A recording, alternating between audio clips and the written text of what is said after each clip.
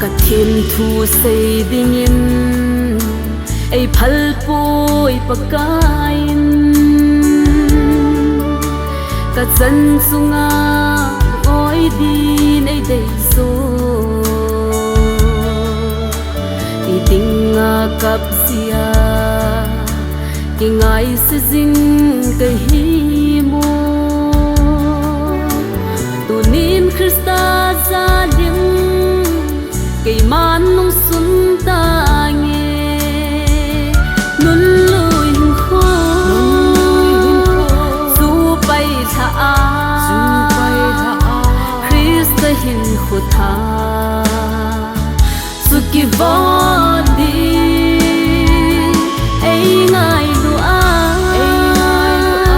ke hin khu sing pa ki sin ta i ai hil ta i zakai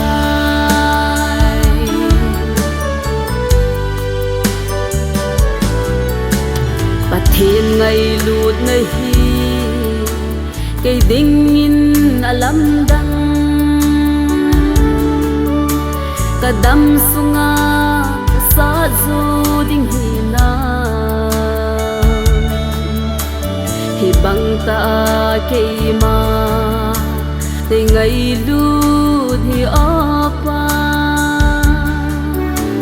ka ngai tu zi ting le lung lai ana nge nun lui kho su pai tha a Krista hin khu tha su ki vodi ai ngai lu a ke hin khu sing pa ki sin ta i ai hil ta i zakai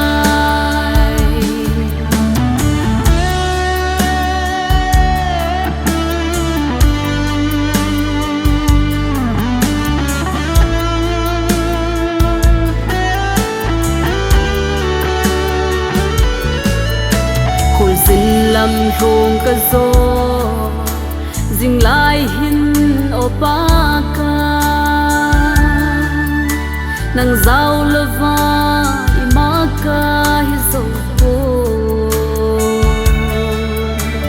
nang in nei lam hilin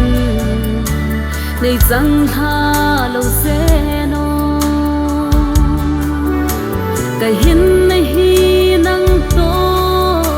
hing khom ding ka hi ta nun lui kho su pai tha a Krista hin khu tha su ki vodi ai ngai lu a ke hin khu sing pa ki sin ta i